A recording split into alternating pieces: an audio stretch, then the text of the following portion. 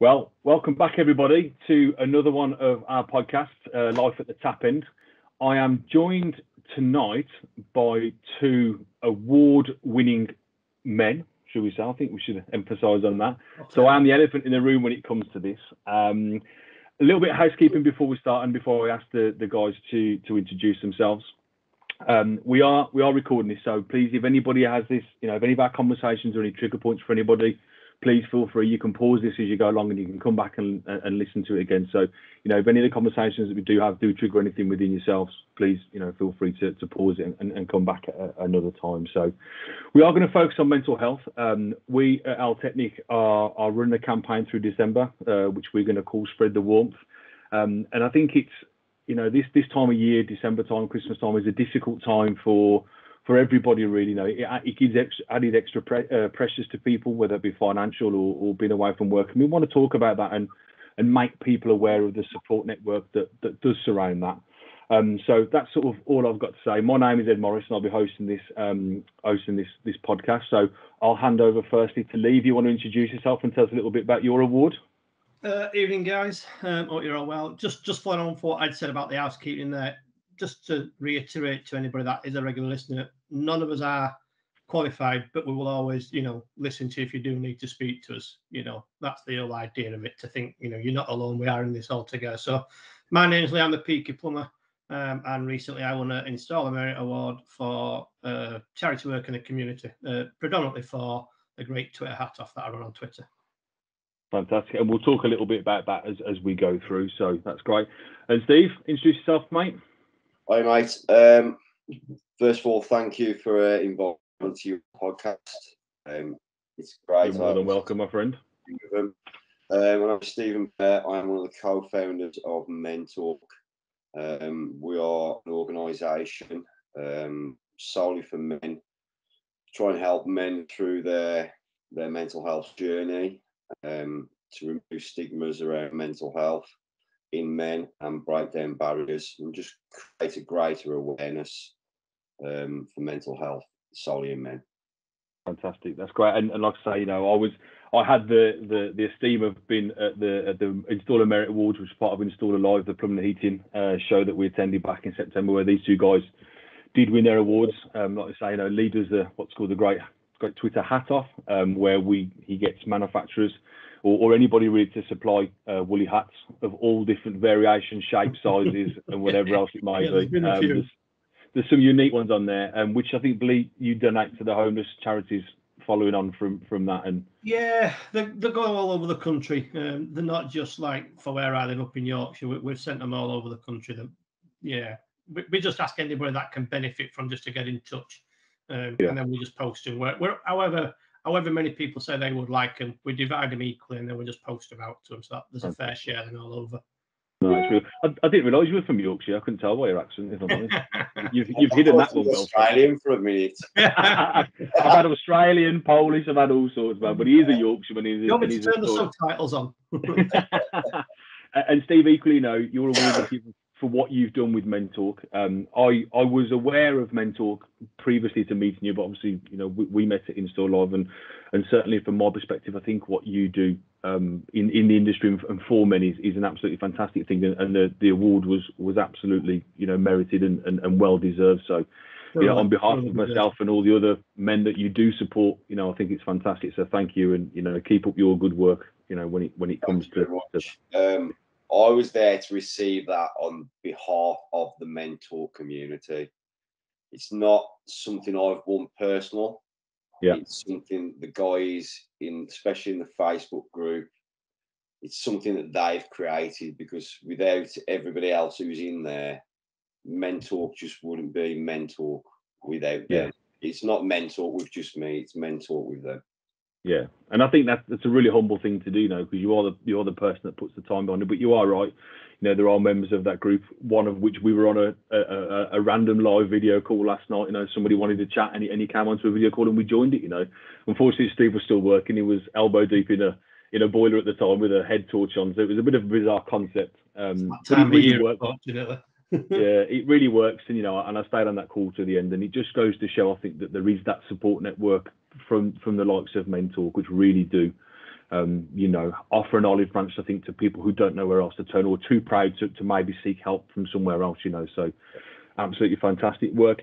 Yeah, like I say, you know, we want to focus this one on this time of year, which is the December time and Christmas time, and the added pressures that I think come with that, whether it be financial, you know, you got to put food on the table, you want kids if you've got presents and all that kind of stuff. So what would you guys sort of say to people who are starting to get anxious about Christmas time and are thinking about breaking up, and, you know, maybe if you're self-employed, you know, you're not going to be earning over this period of time, and what would you guys, you know, start to recommend to people to start to do to, you know, to seek a little bit of reassurance at this time of year, really? It's a tough time of year. We're going out in the darkness. We're coming back in the dark. Me as a tradesman, that's my life every year. I've kind of grown accustomed to it now, but it still throws me every year. So we're going out in the dark. We're coming back in the dark. All we're doing is working. And you're left to feel like you're cheated by the day. Yeah. That becomes your life. But not only that, this time of year, around 3 in 100 men, or 3 in 100 people, should I say, suffer from SAD, which is seasonal affective disorder. So vitamin D deficiency, people noticing change in their behaviour, appetite, becoming restless. All these are symptoms of, you know, that's been more, should we say, aware of in this time of year. So it's not just the work stresses, it's change of seasons as well that affect people. So if you're noticing these kind of changes in yourself, you're lethargic, you're sleeping for longer periods, then you need to kind of reach out, find that olive branch, whether it's a friend, whether you're a member of Mentalk, or, you know, speak to your local GP, get the ball rolling with that kind of support. Obviously, we've got the stress of buying presents for kids, and they've got to have the latest trainers. But regardless of what you buy them, they're going to love you regardless. Either way, still going to love you. Yeah. For me, and I know a lot of other people, I don't really like family events. I don't like being around lots of people. If I do, it's got to be on my terms, if that kind of makes sense. So rather than accepting everybody to do things on my terms, I'll kind of negotiate the things I want to go to and the things I don't want to go to, and try and balance that against your own self-care. Because there's no point, you know, doing everything to please everybody else, but neglecting yourself at the same time. I mean, realistically, you are the most important person in your life. You might think your kids and your missus and your friends are, but you are the most important person. So if you're not loving and liking yourself, you're not going to be there to the best of the ability for your other people. So it's all about getting that balance. Yeah. Obviously, there's other contributes through this period as well. People will be drinking. You may have a drink. You've got to be careful if you're on medication. This may affect your medication, and so on and so forth. Yeah. Also, you can't control other people's behaviours.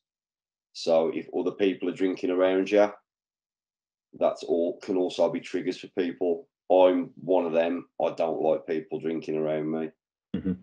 So it's kind of a trigger for me. So I'll try and socialise, but then I'll try and remove myself from the situation, if that makes sense. Yeah.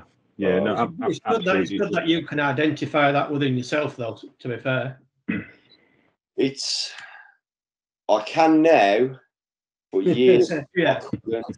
I think all three of us could probably say that. Yeah. It took somebody else to work that out for me, if you know what I mean. Yeah. What my triggers was. So that was going to intensive CBT. Yeah. And that kind of worked that out for me. I've still got, it's probably the most important piece of paper I own. I've still got my psychological map that I keep with me. Oh, wow. So when things start going off track or things like that, I always look at that and refer back to it, because that's my plan. Yeah. I think that's really important. 1 minute. Oh, hang on. Someone's disappeared. And I think just while Lee's shut off to grab something, I think you've made some really important points there. And I think one of them being is the fact of children and the present giving side of things, not just children, but you are always going to be loved, whether you do buy the latest pair of Jordan 1s or 4s or whatever Jordans we're on now. And the other point, Mike, that you've made there, which I think is huge, and something I certainly learned when I've started to do a little bit more within mental health, is that you are the most important person, and you can give so much to everybody else, but you have to focus on yourself, and if you don't do that, like you quite rightly pointed out, you cannot be there for other people. If you're not yourself, then you're just a shadow of yourself to somebody else. And I think it's really important that we remember that. That self-care thing is so important. Yeah. So I generally get my haircuts every week. Yeah. 2 weeks at the most. I know Lee's a bit more frequent than me. Getting ready. Just going back there. You're not the only one who's got one of them. That's inside my wardrobe door, and I look at that every morning before I go to work. Yeah. Yeah. And I think that's really good advice. Go on, sorry, Steve, carry on. Self-care, I do that because that little time when I'm on my own, that makes me feel good about myself, and it's all about doing the little things that stimulate your feel-good endorphins, as opposed to the negative things that are triggering you, and being able to recognise them and just try and counteract them. Yeah, and I think that's really good advice. And Lee, I'm sure you can answer this, but just like this time of year and what it means to different people, because everyone's got a different perception, isn't it? And on what this time of year means, what we need to do, who we are as as breadwinners, or as people that are seen as the forefront of the family. It brings its own struggles, doesn't it? Yeah, I mean, to be fair, for me personally, one of the reasons I actually picked this career was because of my kids. I knew I was going to have kids before I actually chose the career, because what I wanted is I wanted to spend the 6-week holidays with them. So when I first started out, and that's never happened, has it? I've done about 4 weeks. I've done about 4 weeks, but that's sort of what gets me through the winter, if you like. Because I fully agree, going out in the morning, coming back when it's dark, you've lost the day. Now in our house, we have little things like, so on a Saturday we'll have like a theme night where we'll all get together and we'll cook a meal from scratch. Italian, Mexican, whatever, proper raw ingredients, and cook it from scratch every couple of weeks. But then getting through the winter, I just think, well, hang on a minute. Last summer we went abroad for 2 weeks, then we went away in the motorhome for a week, and that's what I look forward to next summer. So I know it's like a goal at the end of it, isn't it? I know once we start getting to February, March, and it starts getting lighter, that to me, then I'm thinking, right, I'm near at the stage now where we're going on holiday for a couple of weeks. We're going to go off to the seaside, whatever, start doing them day trips. That gets me through them darker times, to be fair. Yeah, and I think that's a really important thing you said there, Lee. That when I've suffered with anxiety in the past, and I'm proud to wear that on my sleeve. To say that I've done that, and I can't always say that I've come through it, but I understand the dark days and what they mean. And I think what you said there, Lee, is really important. That you've got next summer to look forward to. Although it's 6, 7, 8 months away, you've got that time. And some people, when you're in the depths of it, and speaking from my own experience, you don't see those lights at the end of the tunnel, do you? Because you're so involved in what's happening today and worrying about what's going to happen tomorrow that you cannot future look, into the 6, 7, 8 months time when you're going to be on the beach, or you're going to be in your motorhome, or you're going to be doing something else, and you do get locked in this ball of anxiety or depression or whatever it may be that you suffer with. And I think it's important to train yourself to think, to build the things to look forward to. It's one of the things that I was taught when I went through CBT was to almost, like you say, forward plan and give yourself little goals as you go along. Even something next week, next week I'm gonna take the kids away to the safari park or something, and it's just something to look forward to, and it almost takes you or distracts you from whatever's surrounding you at the time, which is at the moment, I guess, is going to be Christmas time and the stresses and perils that come with what should be a really happy family time, really, if you think about it. Well, one thing for us with Christmas, we do all our Christmas shopping first week in September. We are again. It becomes because of the job that I chose to be as a gas engineer. I haven't got time in December to go Christmas shopping. I'm that busy with breakdowns, with call outs, whatever. So as soon as the kids went back to school in September, they knew what they wanted, whether it was, like you say, an Xbox, a pair of trainers, or whatever. They got what we could afford. If we could afford it, they got it. They all got equal. They all got hopefully what they wanted. But we would do like in the first week of September. The hardest bit was actually hiding the presents from, because when they cottoned on to the fact that we were doing this, they spent 3 months trying to find them. Yeah. No, and you build your own little routines into things, don't you know? And some people need that routine to get them through. You know, I'm quite chaotic at times with what I'm like. You know, I don't know what I'm doing from one week to the next, but that's just the nature of who I am as a person. But you know, some people have to have that structure to help them get through. You know, and I think what's important, I think, with mental health care is that you have to do what works for you, don't you? And I think that's one of the things that different. that I learned, and I know Steve, that you've touched on it as well. That you have your things that get you through. Your haircuts. I know you're a big guy in the gym. You like to do your workouts and stuff, and that's your thing, you know. And everybody has their own little thing which makes them tick, you know. So what worked for me not necessarily work for Lee or for you, Steve, you know, but you will find something that works for you. And if you are in a dark place at the moment and you are worried, have a little journey of your own. You know, I'm still on my mental health journey. I've been on it for the last 12 years, and I'm not ashamed to admit that. But I've just found coping mechanisms that help me get by. And it took me a long time to get to that stage, you know, 3, 4, 5 years of suffering and not knowing what to do, and almost being too proud to reach out.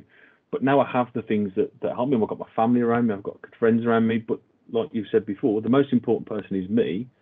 And what makes me tick is what I will do, you know. And yes, I like to please other people. Of course I do. I've got 2 young children. I've got a wife, and I want to make sure that they've got the things that they want and they're happy. But ultimately, it's me that matters, you know. And Steve, you quite rightly touched on that previously, you know. Yeah, definitely, without a shadow of a doubt.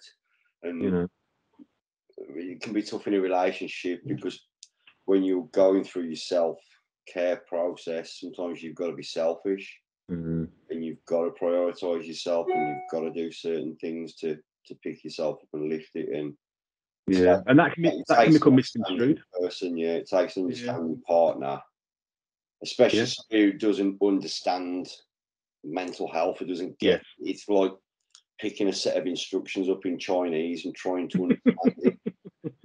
I think they're going to IKEA at weekend. You might need some counselling after that.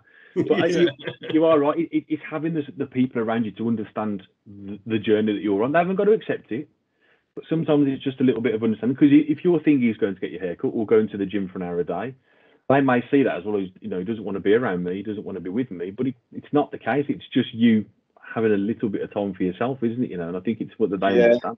See, I do a little bit of subcontracting work. I do a lot of my own work. I do a little bit of subcontracting work.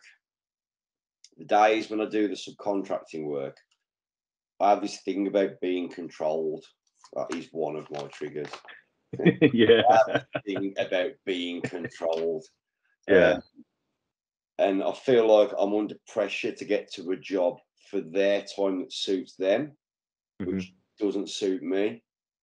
So I go through things where I won't go to the gym on that day because I'm stressed about getting somewhere. I'll wake up in the morning, I'll do all the calculations in my head of how many minutes it's going to take me to eat my breakfast, go to the toilet, get to the gym, do my workout, come back, and I'll waste 30 minutes doing that.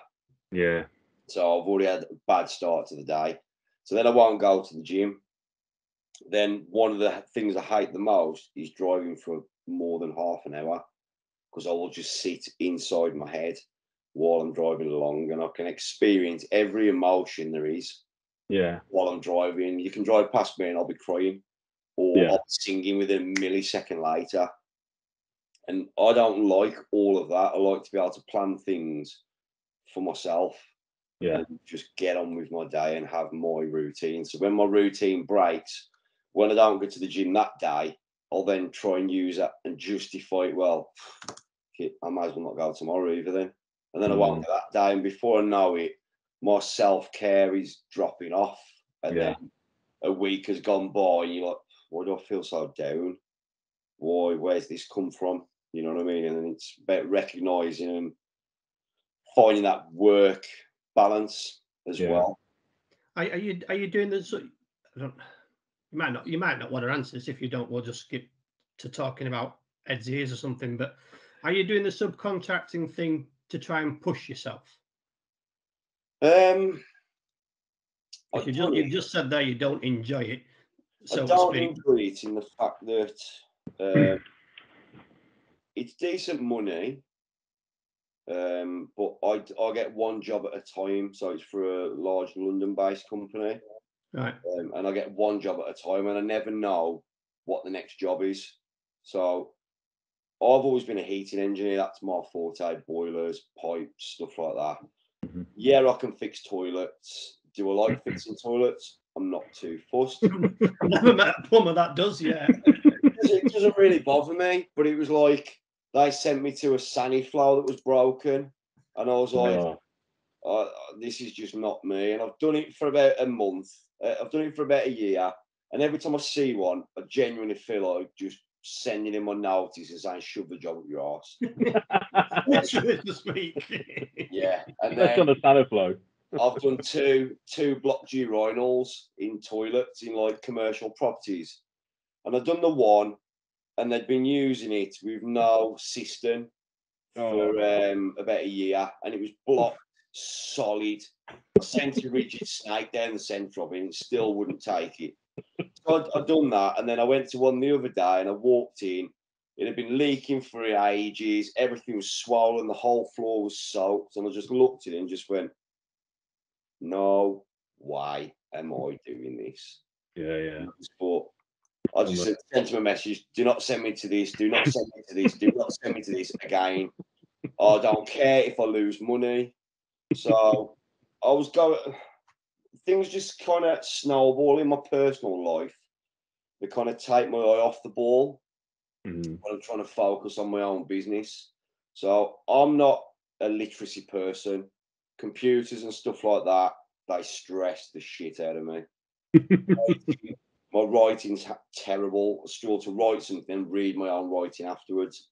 But my ultimate goal is to stand on my own and have, my own work. But in the meantime, my mom's been ill, my brother's ill, everything just keeps going wrong. And you're thinking, is it just better to keep going the way I am for the time being? But I'm kind of at that process where I've got too much of my own work for weekends. Probably not enough for 5 days a week. And then I've got subcontracting I'm trying to juggle into it. And everybody seems to recommend me for breakdowns around here. So I'm out till 10, 11 o'clock some nights because I offer 24-hour emergency response. So, and all that's added stress, isn't it? All of that. Although it's great to be busy, and you look at an order book of a monetary value, which you think, okay, that's fantastic, but in essence, you've got to deliver that, and that brings its own stresses, and again takes you away from your journey and the things that do make you happy. It's hard, it's stressful, but I can't. Like I said, I can't work for somebody. If you know what I mean. Although I'm kind of a subcontractor, I kind of still the master of your own destiny. You can still say no, though, can't you? Yeah, I push my own terms more than they would like me to. So, for example, if I can't see my van from the job won't be getting done. That's just one of my rules. Wow. Fortunately, I don't want my van robbed. Yeah. From the area where I come from and where I work, I know it well, and the vans are getting robbed every day. So I don't risk my livelihood. Things like that, you know what I mean? And so the pressures of them pushing that towards you, I find it stressful. Yeah.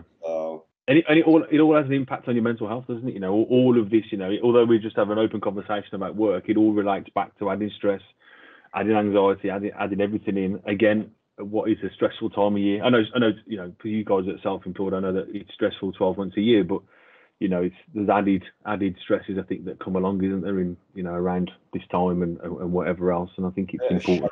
It's not just you that's stressed, though. The customers are stressed as well. Yeah. They will project that onto you when you're there. Yeah. You know what I mean? So, and I think, although Christmas is an enjoyable time of the year, let's not downplay what the great time that Christmas is, because we do get to spend time, if you choose, with your family or with your friend or on your own, whichever way it may be, and it is a fantastic time. I think we have to remember that, and there are stresses that come with it, and I think what we need to try and do You know, us three around this call aren't going to achieve it on our own, but it's just make people aware that there are things like Mentor, like some of the other support groups that are out there that you can just drop a message on. I mean, I see, you know, a lot of the stuff that put on Mentor. I can't relate to it, but you can see that it's somebody just wanting to share something with themselves, you know, with a group of people, just to get a bit of feedback. Because I think when you've got something on your mind, it's certainly something that I've struggled with before, and I know Lee, you and I spoke about this, is that sometimes you can't put any rationale around what you're thinking, can you? Know, your thoughts, your mind just goes all over the place. And I think just getting somebody else's perspective sometimes can just make you feel a little bit more normal, you know, if that makes sense. I think your mind's your own worst enemy, isn't it? Yeah. It's the most complex computer in the world, isn't it? And there's no fix for it, unfortunately. You know, it is, but at the same time, it's programmed to take the easy way out. Yeah. Very true. Very true. Programming is the most sensitive computer there is. Yeah. You know, sometimes you can't find a way out. This is how I always describe it to people. You know, if your car breaks, are you going to try and fix it yourself? No. You're going to take it to the mechanic. If your boiler breaks, are you going to try and fix that yourself? No, you're not. If your arm breaks, what you're going to do, you'll go and get an X-ray. But suddenly something goes wrong in your head, and we automatically think we can fix it. And we kind of keep it to ourselves. And just because you cannot find a way out does not mean somebody else can't find a way out. We have this thing of trying to solve all our problems as a collective rather than break them down into individual problems and challenging each one and saying, right, what can we do about this? What can we do about that? And what can we do about this? Yeah. I think that's a fantastic point. And you know what? I've never looked. I've always used the analogy of mental health, people suffering with ill mental health. Is that if I was to walk into a room and I'd broken my arm or I'd broken my leg, you would be able to see that I was suffering. You could be able to see that I was in pain. If I walk into a room and my mind is shot, which I have done before, and I still do to this day, you know, I've just learned to deal with it. People can't see that, and you can put this front on, you can put this smile on your face, whereas deep down, you know, you are suffering. And I think, you know, what you've said there. You know, I used to believe that, but a select few will notice it. Yeah, they will. 100%. They will notice something's not right about your behaviour, about your thought processes. The others, you know, oblivious to it. I'm not going to say ignorance, but they're just oblivious to it. I think naive would be a good word there. Yeah. I think one of the things, Lee, that I've certainly learned about you over the time that I've known you is that you're very good at reading other people and their situation. And I know that when we were on the Grand Tour, we spoke about it, and you know, and you're good at identifying in other people, you know. And I think that's a really good trait to have. That, you know, yes, you have to know these people on quite a personal, intimate level to understand what they're like normally, to understand what they're like when they're struggling. But, you know, I think it is a really good thing and a really good trait to have, that you can recognise in somebody. I see it in my wife. You know, she struggles at times. She's got a stressful job, whatever else, and I say to her, look, you're not quite right. And she has, you know, she'll go out and do her things that bring her back on an even keel, you know. And it's a good trait to have, to be able to identify in other people that they're not quite right, and maybe just say to them, and they might not even realise it because they might be trying to brush it to one side or, you know, park it in the back of their mind. But if you just say to them, come on, you're not quite yourself, what's up? And that might be the best conversation that they have, you know, that week or that month even, you know. I would struggle to have that conversation with a woman. You met my wife. There's something wrong with you. You're not quite your best. You're like, boom. Maybe that's one of your triggers. You should put that down. Going back to Ed's wife there. Last time I met Ed's wife, I got kicked off the campsite and I'm not allowed back again. That was nothing to do with her. The campsite closed down. It did get closed down, but that was nothing to do with her. I think that was more you and singing. There is a video of me and Lee singing Barbie Girl at some, and it is the whole "Hi Barbie, hi Ken." It was, yeah, there was a lot of drink and whatever else involved. It was a heavy night, a heavy weekend actually, but it was a good weekend. And it's times like that when you can share. You know, you haven't got to drink alcohol, whatever else, but it's times like that when you're around good people, or with a very similar mindset. You know, there's not. Although you've got a diverse group of people, no one wishes ill on anybody else. And I think it's a good environment to sort of be around, which is why these support groups, Steve, you know, like yours, are really good, because it's impartial, you know, and that's the thing. The hardest thing I found when I was first struggling was to find who to talk to, because I think I talk to my mates, you know, Steve, like I'm like you, I'm a fairly big lad, I'm tattooed and all this sort of stuff. And there's a certain stigma that comes with that.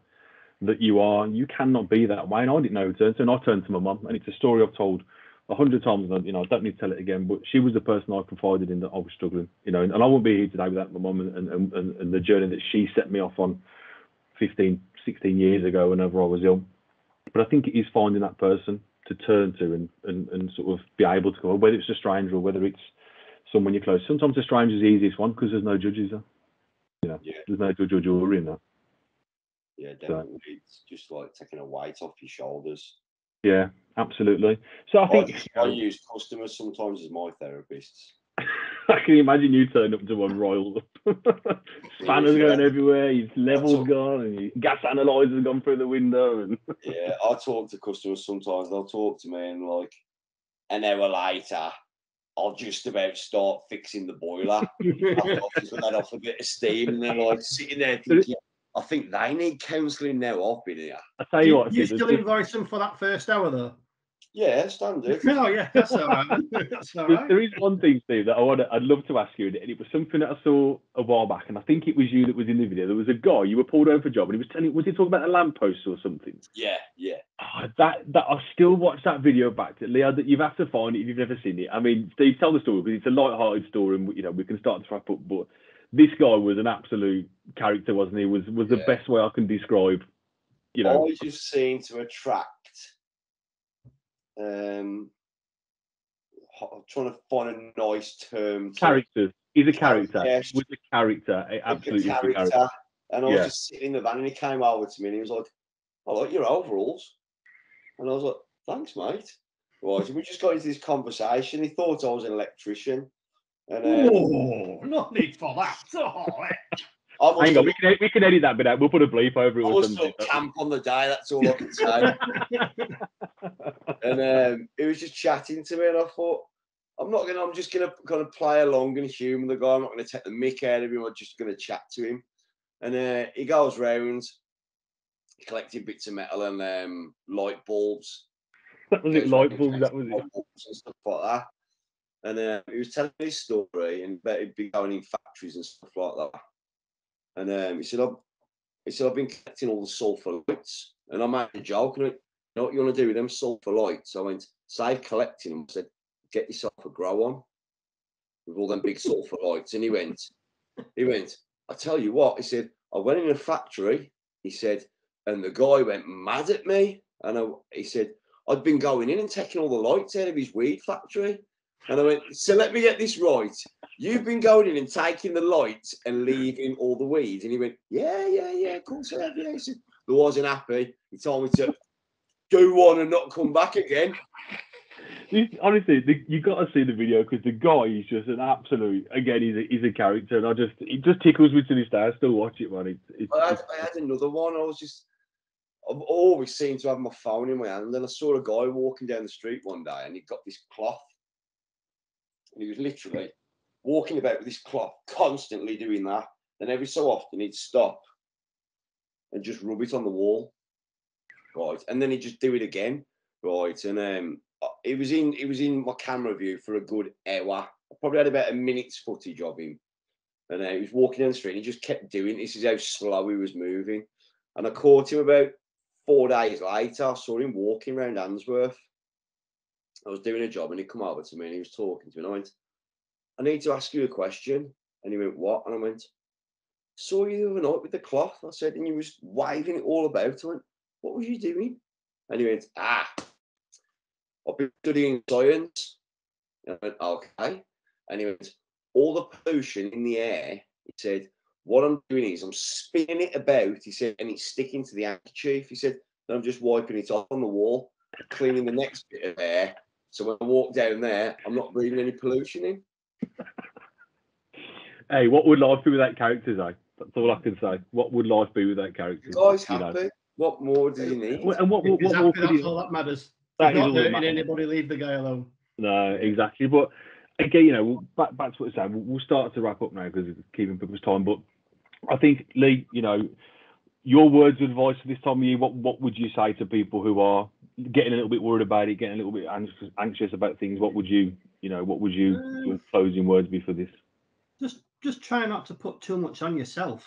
Don't don't be worried about buying your family presents. Your family, I'm sure your family would rather just see you there, you know, than you turning up with a big gift. You're not going to impress anybody getting into debt or anything like that. Definitely don't be getting into debt. If you can't afford it, you know, let people know and just say, look, don't buy us anything this year because we're not going to buy you anything. You know, we're saving money or whatever. Don't burden yourself with stuff that is. It's one day. I mean, I don't. I'll be honest. I'm not a Christmas fan. I don't. I'll thoroughly enjoy it for the kids' sake, especially when they're younger. But for me, I find Christmas is too cooperative. You know, was it B&M or something near us? They had Christmas stuff in August. Yeah. You know, it's just ridiculous. And that starts to trigger people, doesn't it? When they start to think about the worrying time that early on, you know. And they shouldn't be. If you're going to enjoy Christmas is it 10 days before, 12 days, whatever it is. But don't be putting too much on yourself. Just turn up at your families, enjoy a bit of food. If you want to have a drink, have a drink. But this going out, trying to outdo each other with presents, sorry to swear, but it's a load of crap. Yeah, you know, we've never done it in our family. You get what you get and you like it and you're grateful. You know, we had a bottle of aftershave that somebody bought. I think it was out of Avon, and it was absolutely horrible. Was it a must?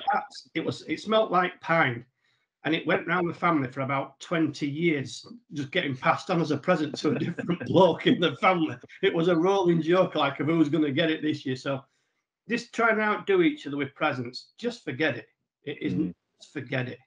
Yeah, and take that stress away from yourself. You know, concentrate yourself and not always trying to please others. So, yeah, really important. And Steve, I think you will mirror what Lee said, but you know, with a bit of emphasis on mentor. You know, what has the group got to offer for people who don't know about it? How do they get involved?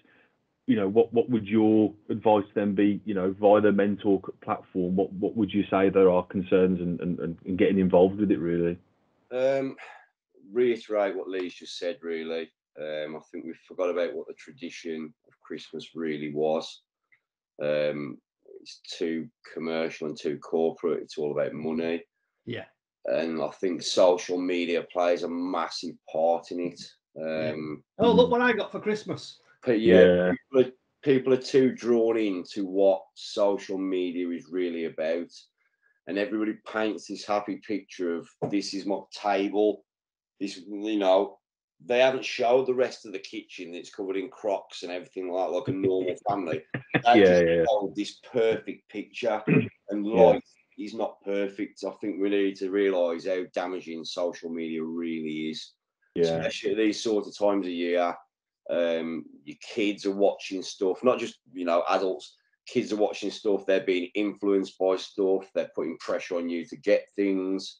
Like we said earlier, they're still going to be your kid at the end of the day. You know, with regards, getting in contact with Mentalk, you can find us on Facebook. That's where our Facebook community is, which is a safe place for men to talk. So if you just want to let off a bit of steam, you want a bit of reassurance, you want a bit of banter, that's the group for it. There's no women in there. It's a private group. It's confidential. So whatever you said in there it won't be seen anywhere else on social media. We've got a presence on Instagram as well. We're doing some fundraising. If it's okay to mention this now. Go on, you far away, mate. I'm pumped for this, mate. I'm gonna have the lessons and everything. So you mic up as best you can, mate. We originally was going to do a calendar with community members, which, yes, it was only 12 pictures, but the task of doing it proved so difficult with people getting pinged all the time, working commitments, photographer, lockdowns. It just became impossible to the point where I had to sack a photographer and try and get them to send pictures. Then that was coming through pixelated and so on and so forth. So we scrapped that idea. And we are doing a cover of Band-Aid's Do They Know It's Christmas? We have Facebook members who have selflessly come forward, volunteered themselves. Some are travelling quite far to come to Walsall on the 4th of December. We have the local RAG will be there. We are just waiting on some other media contacts who may be giving us some coverage. It's going to be a great day. I can't sing,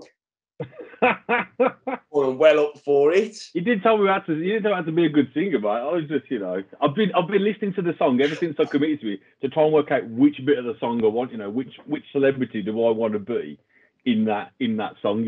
Well, I've already got you down for Boy George. I knew you were going to say something like that. I knew you were going to say something like that. But you know what? I just, I just think what a fantastic thing and what a bit of fun as well. A little bit of lightheartedness at this time of year to take people's minds off things, and it's going to be good fun. It's open to either of you if you'd like to sing or take part. Definitely. 4th of December. There's a few guys off Instagram who are coming as well. We've got a good Instagram presence. So we've got Peaky Plumber. He's coming. PB's coming down. He's going to be George Michael. He's nominated himself as George. Doesn't surprise me. So yeah, it's going to be a great day. We should be producing a video off the back of it. Proceeds will be going to mental health and the homeless. And I'll also be doing a 48 hours on the streets of Birmingham to show people what it's really like around Birmingham. And hopefully as much funds as we can be raised can go straight back into the pot to get stuff for the homeless. So we want to try and keep it personal, speak to them, see what kind of their needs are, what would make their lives better for them on the streets, and just see where we can do some good and help these guys out. Yeah, I think mental health and homeless kind of come hand in hand. Yeah, the guys on the streets, men are more likely to substance abuse, to go onto the streets and live that sort of life. So, that's somebody's son, that's somebody's brother, that's somebody's dad. Let's think of them. They're human beings at the end of the day. Yeah, a good point, well, Madden. I know you do a lot of sport for the homeless as well, so I think it's a great thing. I will say, just as a caveat to that, I have actually gone out on a Friday night in Birmingham and not come back to a Sunday, so I have inadvertently spent 2 days on the streets of Birmingham in my misspent youth. Maybe not the same context as what you. I was in town earlier today, and I just had a little walk about, and I sat down with a guy called Kyle, and I walked past him. He looked at me and he said, "Have you got any change?" And I just went, "Are you hungry?" He went, "Yeah, I'm hungry." And I went, "What do you want to eat?" And he went, anything warm." And I went, "What do you want?" "Burger King, Wagamama, McDonald's." I went, "You tell me what you want." And he went, "I'll have a Burger King." So I went and fetched him a Burger King, come back and sat down and chatted with him, and I was probably gone about 10 minutes. And we had a good chat. He was really paranoid to start with. He was like, "What do you want?" Look, I explained, introduced myself. I said, "Look, this is what we're doing. I'll be back. Definitely coming back on the 9th. And it was like 10-minute interval between me leaving him and coming back with some food. And he went, "In the last 10 minutes, he went, I've been spat on, called a smackhead, and I've been kicked." And he went, "I've never touched smack." Yeah. He went, People just associated that now. Yeah, it was just, I felt sorry for the guy, you know what I mean?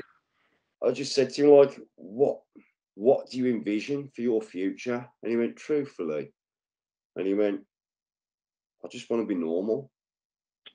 And I went, "What's normal?" And he went, "Normal." And I went, "Normal like all these people walking past." I went, "That's not normal." I went, "We've all got the same trousers." I went, "We've all got the same haircut." I went, "They all do the same thing." I went, "What's fun about that?" I went, "It's fun that we're unique." Yeah. I went, "That's what you've got to embrace." I said, "And kind of accept it." You know what I mean? I said, what is your vision really?" He said, "I'd like to have my own flat. I'd like to be able to cook something nice for myself." And he said, "No, I'd like to not drink anymore." He said, "But I'll rely on the drink." So everyone's got a story, haven't they? And you don't know what his story is, but you shouldn't. It's the same with homelessness, with mental health. You can't judge people. We're in the 21st century. We should be better than that. We should be bigger than that, shouldn't we? So I think the best thing he said to me though, because he went, "This has made my day." Yeah, it's probably made his year. I went, "What do you mean by that?" He went, "Because you've actually taken the time to sit down and talk to me." He said, "And you sat lower than I am." He said, "For me, you sitting lower than me," he said, "that kind of shows me something." And I went, it doesn't mean anything. I said, we're the same. I said, that's all you need to know. We are the same. You know what I mean? And it's just small steps that will help you. It's humbling, you know. We sat here talking about the pressures of, you know, being able to put the presents on the table and stuff. Some people haven't got a table to put presents on. You know what I mean? Take for granted things, what are dreams to people. We do. And it's a good story. And Steve, the work that you're doing is fantastic. And I know from being part of the mentor group, the work that you do is fantastic. And Lee, the support that you give people, I know people away from social media that speak to me about the support that you've given them in the past. And I think, again, it's highly commendable that you take the time out of your day to pick up the phone. And you do it to me. You know, you'll pick up the phone, you'll ring me up and just say, I spoke to you for a couple of days, you all right? Normally I look at them and oh, what do you want? And I'd ignore him about 3 or 4 times. And, you know, it's just when he keeps ringing, Mum, he says, answer that phone. And I'm just like, yeah. But, you know, it is, and just having that little bit of time, 2 minutes out of your day could make someone's week. Of course, you know, without a shadow of a doubt. And I think that's really important. So, you know, I think, guys, it's been a good chat. You know, all jokes aside, go back. You know, we're not condoning the use of drugs when we're talking about the guy nicking the bulbs off. It was just a story we were telling. You know, it was just to put that disclaimer in there before anybody rings up and say that we were doing that. It's not about that. We're just trying to share some light-hearted stories. And you know, there are other groups out there. You know, there's a family member of mine who does a lot of work in mental health. There's a group called Directors for Men, and one called Dad Matters. I know Dad Matters is a big one. The pressures of being a father. You know, I'm a father. You know, we don't always get considered when it comes to being a parent. You know, I know, and I don't mean that in a negative way. I mean, there's a lot of support for mums out there, and I think, you know, us as dads, we are as important as what the mums are, and there is a hell of a lot of support out there. You know, for people like Dad Matters and stuff. So, just I will say, you know, if you are struggling, just do a bit of research. Just, you know, put something into Google. You know, Google's a powerful tool. You know, something that will come back and support everybody, I think. So. I think there's support groups all over the country. There are. In local areas. We're never going to change the world, but if we can help the guys around us and then that reciprocates somewhere else, and it reciprocates. You might change the world for one person. That's all it needs. Well, that's it. And what is your perception of changing the world? You know, again, you know, we're never going to be an Elon Musk and, you know, whatever else. But like Lee has quite rightly said, that little chat you had with that guy today, or Lee, the conversations I've had with people where you've picked up the phone and really helped them, that changes their world, you know, and we should all take time to think about that, I think, and, you know, just be nice, just be kind, and remember, it is okay not to be okay. You know, we've all been there, we've all suffered. Yeah, so definitely. But gents, you know, I really appreciate the time. You know, just to let anybody know, these guys have done this completely off their own back. You know, they've volunteered to come on this and share their stories. So, you know, I thank you from the bottom of my heart on behalf of myself and certainly on behalf of our Technic. For anybody who's listening, you know, this will be broadcasted onto YouTube. Also, we'll put it onto our Spotify channel. And again, you know, spread the warmth through the December, the months. You know, it is a time of caring. So, you know, we all pull together and do that. So, Lee, on behalf of myself and our Technic, again, for the 3rd time you've been on the podcast with me talking about this, you know, I thank you. Your input is my pleasure. It's a pleasure. Is massively valued. You know, and I know a lot of people, you know, look up to you and the things you've done. So I appreciate it. And Steve, again, first time you and I have had a real proper chat. You know, I commend the work that you do with Mentalk, and what you've set up there I think is a fantastic thing, and we will put some support behind that. I know, you know, myself and Lee can do that, you know, to share the message. Yeah. You know, not for any kind of self-gratitude for you. I mean, to get people into the group to just try and help, you know, and I think it's important. Thank you very much. So everybody, I really what it is. Yeah, you're a good man. You're a good man. But I appreciate everyone listening, and yeah, we'll say, you know, if you don't trigger anybody, we do apologise, but we're just 3 guys having an open chat. So thank you everybody for the time for listening to our talk.